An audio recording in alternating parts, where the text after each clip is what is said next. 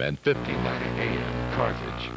Good morning and welcome to this morning's edition of Panola Pride, and we're visiting with Ms. Legrone this morning. Good morning. Good morning. How you doing this morning? Fine, thank you. Before we get started, I want to talk just a little bit about Superior Homes up in Longview, Texas. They were established back in 1969, and if you are in the market for any kind of manufactured housing, you need to go see these folks, whether new or reconditioned housing.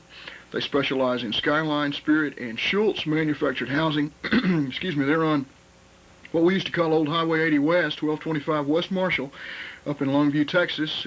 Go see Travis and Jerry Stanley up there and tell them that you heard about it or saw us right here on KGAS Radio and Falcon Cable Channel 12 on Panola Pride. They'll appreciate your business.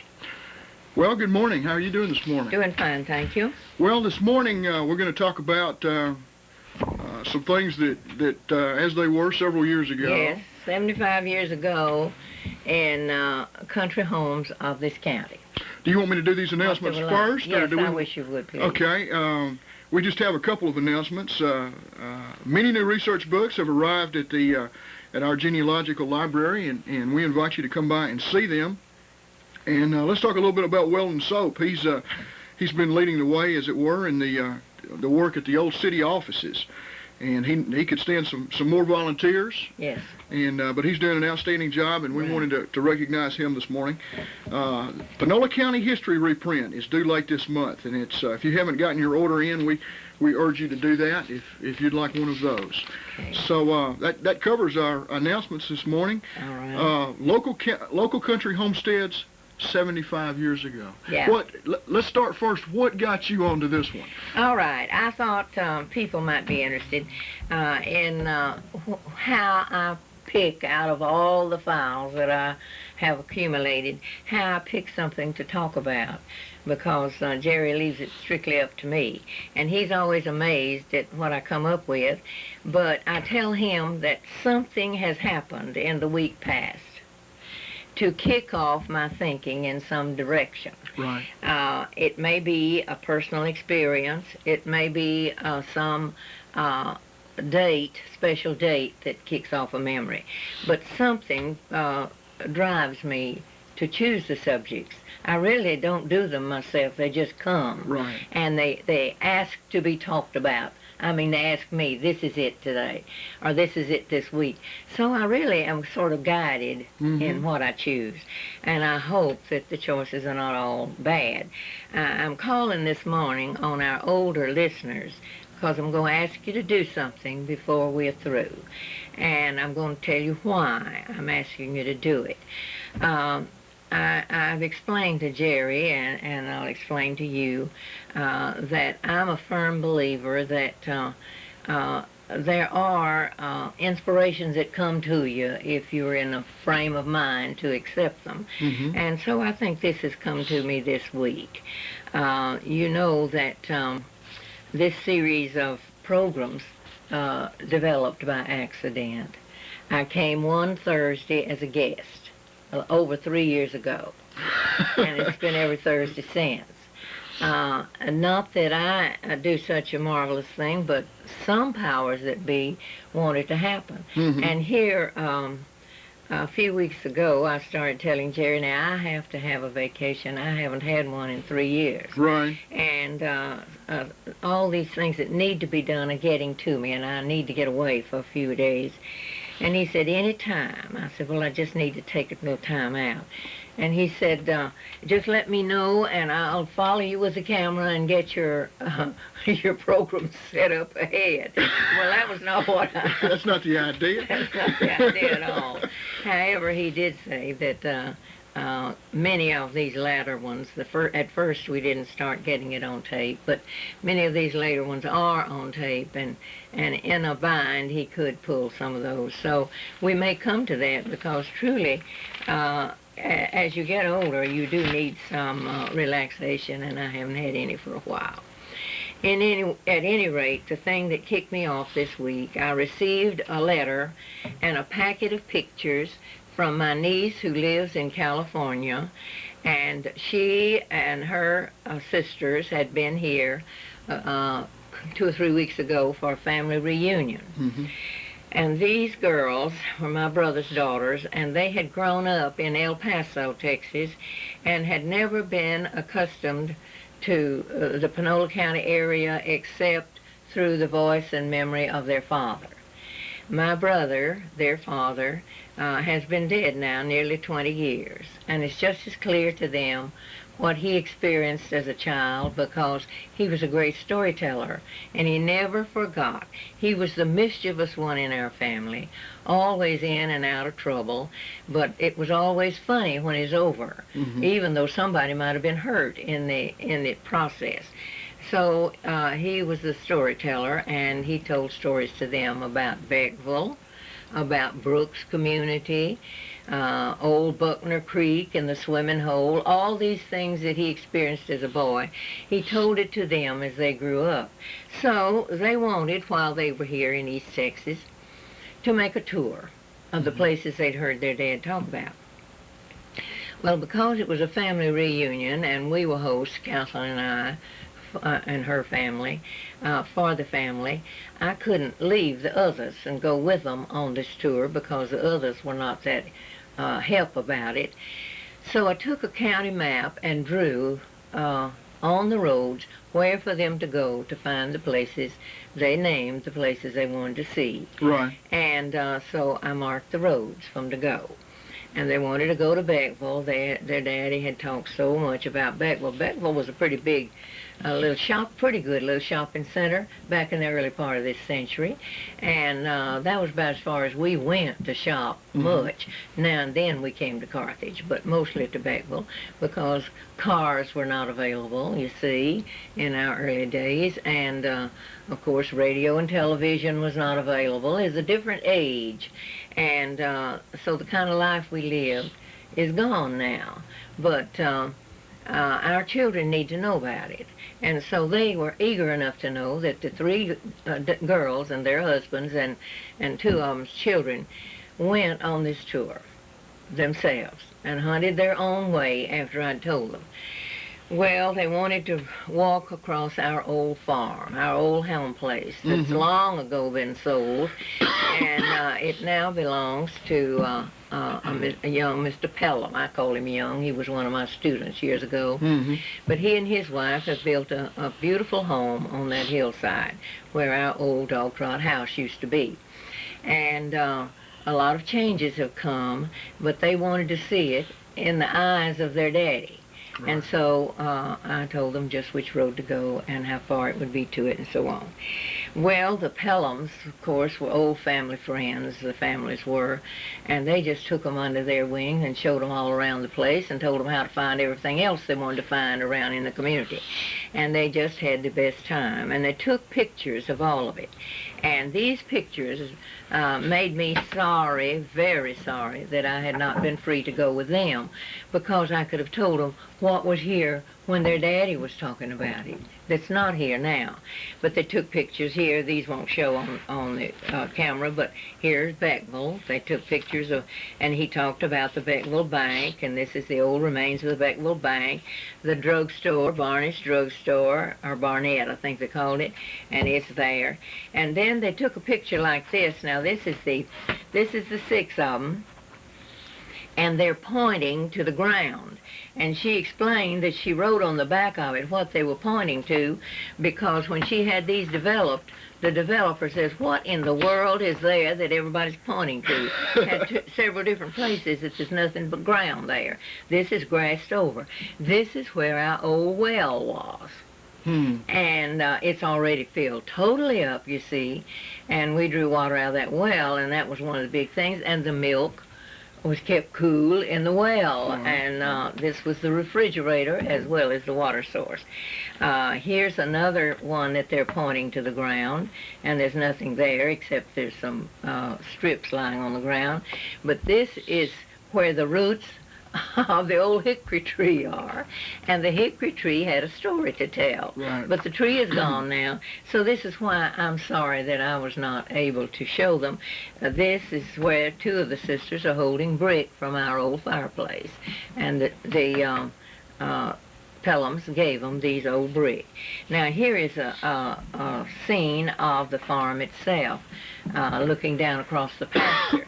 And I said to her, this is where I used to catch old Morgan, our horse, out there in this patch, and put a saddle on him and ride to the mailbox in the summertime.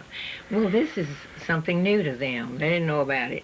So, and this is the old school and church well at Brooks, where it's a well of good water, and still is good water, and it is at the church now, but there used to be a school there in the beginning, and of course my father's grave they went to, but they came back by the jail and took their pictures because I was not with them and they couldn't go in the jail, but they'd heard me talk about the work we were doing on the old jail, and so they took all these pictures to take back to show at the jail. Well, all of this kicked me off to a lot of thinking about the life that went on in Brooks community when I was a child.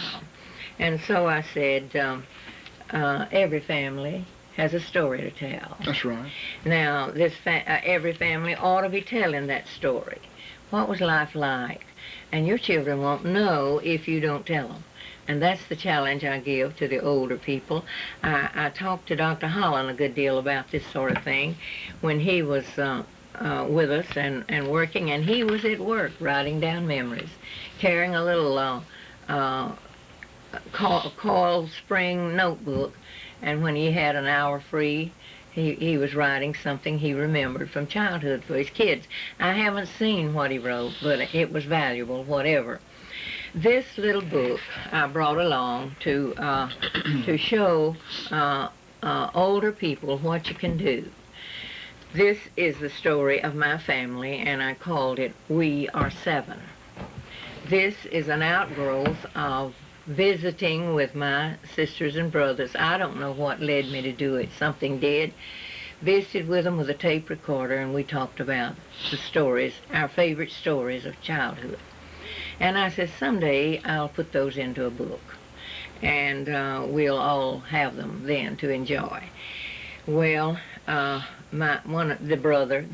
father of these girls, was sick. He had cancer and had cancer treatments, and I went to see him, and he was very sentimental, and he told a lot of the funny stories because he was always in trouble. And I had all of those tapes, not transcribed, but one day I was going to do it. Just like I have stuff everywhere I'm going to do one day, you know, and this is why I need to take some time off to do some of that I promised to do. Anyway, my husband died in February of '74, and something pushed me into spending some of those lonely hours transcribing those tapes. And that fall, I just had an urge that I needed to get them into some kind of form that the others could enjoy. So I typed them up myself and got the manuscript together, and I divided it into stories. It's just as simple as can be. My father was a Baptist preacher, and one of the most interesting sections in it were the weddings he performed and what some couples ran away. It was not like weddings are today. No big weddings. I remember two couples married at the same time sitting in their new buggies. And we had a big oak tree at our front gate. That tree is gone now. But that became known as the Marion tree because couples wanted to sit under that tree in their buggies, because buggies were the latest transportation in my childhood. A new buggy was the finest thing a groom could have for his bride. So these two couples that married on one summer evening were old friends there in the community, and they married together, and I don't remember how many other people were there, but it was a planned wedding. And they continued to be friends, I do know this, for 50 years and celebrated their 50th anniversary together, the two couples. And they're not all living now in the last few years, of course. They've gotten older like I have. But what I'm saying is I've recorded all this, and because we were 7 children, I called it We Are Seven. And this is here forever. I sent this off and had it bound and surprised my family with a Christmas gift of a copy of this book. I don't know why I picked that time to do it, but I did because many times I'm pushed into something, and I was pushed into that. And my brother, the father of these girls, wrote me the most beautiful letter after he had read it through twice. He received it, he read it through that first night, the second time, and he was so pleased that the stories had been recorded, and he died the next day. One more day would have been too late for him to see it. Right. And it means so much to these girls. He had 4 daughters. 3 of them were here this reunion. And it means so much to them. It was worth all of the effort. Right. And of course it means a lot to all of us. So I'm saying, grandmas and grandpas, get with it. Put down your memories. Your children will love it, and they'll cherish them forever, and they'll pass them on to their children. You've told them some of the stories, but they haven't been written down, so they'll be forgotten. But I've been plugging this heritage of this county for more than 20 years, and we're getting lots of response. But I say to you, you're missing the boat if you're not doing it for your children.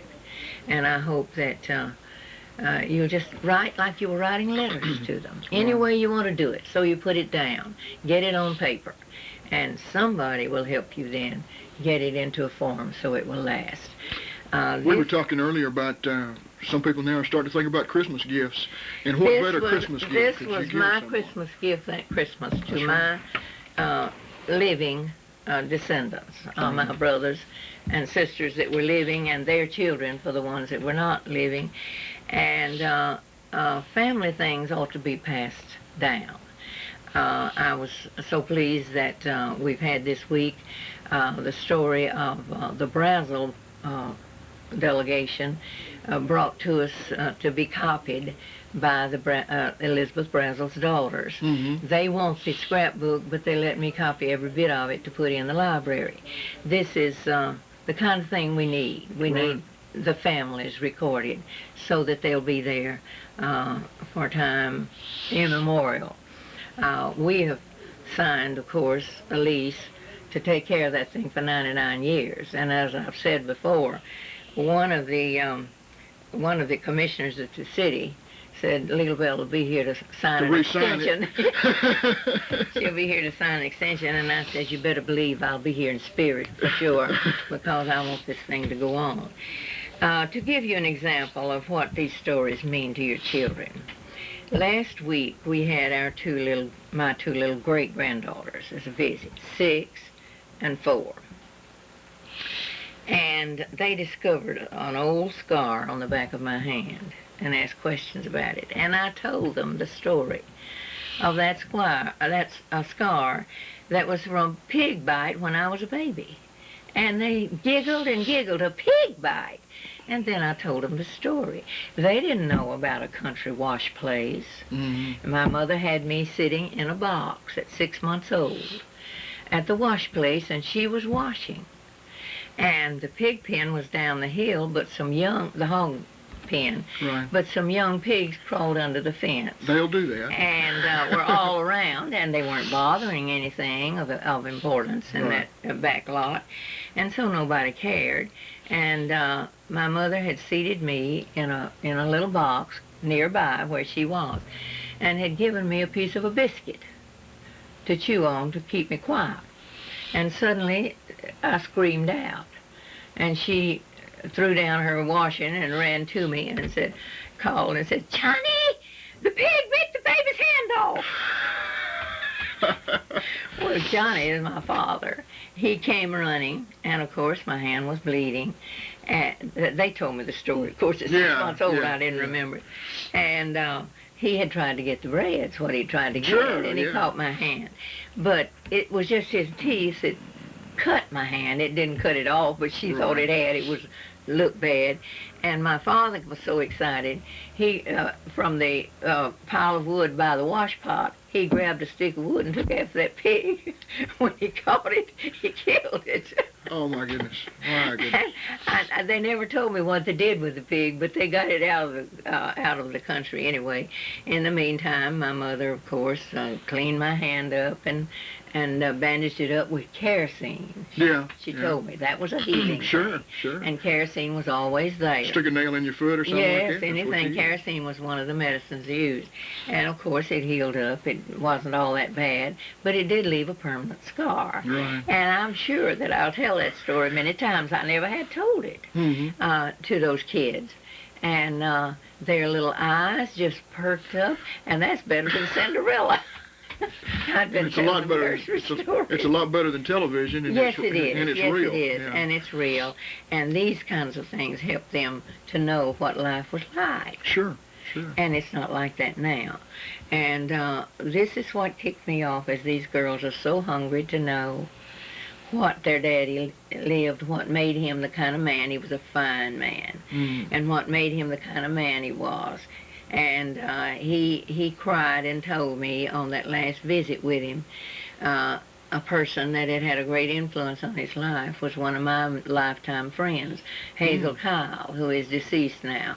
She was his teacher at Brooks when he was an adolescent, and he says I was one of the bad boys, is what he said it, and says, do have patience. I was still teaching at that time. Do have patience even with the bad boys. I know what it's like to be one of them, he said. And so these stories are so important to your children. Write them down and give them to them. Make a Christmas present. A little packet tied with a string or something would be a treasure for them. It would, and if you're not able to do that for one reason or another, borrow a tape recorder from somebody. Well, I have recommended that too. before. That's right. I recommended the tape recorder because I've worn out about 4 tape recorders. Right. I'm a fiend for tapes, but a lot of people are afraid of them. Yeah, that's They true. won't fool with them. And you can just take an old pencil and scribble something Sure. down in a tablet, and that will last. So if you don't have a tape recorder and don't want to fool with learning how to operate one, write it down as you have time. A little old lady out here to Elysian Fields gave me a copy of her memory book.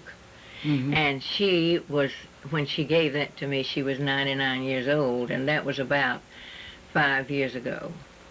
And as she would think of things, she did it in a spiral notebook. And as she would think of things, she'd write them down. They weren't in order, but they were written down. And you need to leave a mark that you've been here. And let your descendants say, well, my grandma was such and such. She did such and such. And they may not remember that unless you make some record of it. So I have a note here saying final word. My final word this morning is, get your pencil, Grandma. Start putting it down, because it will be meaningful to your children. What better gift could you give your kids than a very real part of you? There's no other way you can do it. That's right. Now, one of the things that I've committed myself to do is to write my husband's story. He did not live to do it, and it needs to be told. But I have a whole list of things already listed. I'm going to have to live to be 125 to get them done. But I'm putting in full, long days trying to. And I call upon others like me that were poor people, but we didn't know it. Everybody else was too. Right. And we were blessed in this area to be able to raise food even in the Depression. We didn't go hungry. And people in the cities went hungry. But I'm uneasy now. We've lost the knack for feeding ourselves. And we could be driven to the day when it'd be necessary again. That's right. How many of us know how to raise enough food to feed our families? Well, my family raised the food. All the kids had to help. and we had to help preserve it. But we enjoyed each other while we were doing it. That's right. That's right. And the things we didn't have didn't worry us because we were busy taking care of what we did have. Mm-hmm. And now we're so used to comfortable living that we do not develop the everyday living that's necessary to support yourself. And with that, we've lost a lot of the interaction. Right. With each other, too. Right. Mm-hmm. My family, one of the things I was going to talk about was entertainment, and we don't have time to do it, but my family, on summer nights, we lived in an old-fashioned frame dog trot house with a wide front porch and hall where there was a breeze if there was one blowing. You got it there. Sure, and that was the only air conditioning we knew. And we sat on that porch on summer evenings when the moon was shining, and the big trees were all around, and the katydids were singing, and we had games. And I don't know the answers to some of the things that were strange to me then. I don't know the answers yet. But katydids would stop singing if you touched the tree they were in. Mm. And we dared each other to go pat the tree or do whatever, and they'd stop momentarily while you were touching it. Go back and sit down, and they'd start again. Now, I think now it was not, the reason for doing that sort of thing was not to learn why the katydids did it, but to teach us to go on in the dark. Mm-hmm. There were friends out there. Those things weren't going to hurt us. That's right. That's right. And gradually they taught us that you don't, but now we have to be afraid in the dark. Mm-hmm. Mm-hmm. We were not afraid in the dark to go all over the place. Who will walk all over the place at night now? Yeah. Without strong lights to guard you. And we went by moonlight all over the place. A lot of simple lessons like that. Oh, yes. Life yes, lessons. and we need to record them. That's right. That's what I'm saying. That's right. How did you live? What guided your life? And, of course, I have a long story to tell about what the church did to the lives of people. Sure. So you could go any avenue and have a story to tell. That's right. Well, once again, I think our time's about away Yes. from us this morning.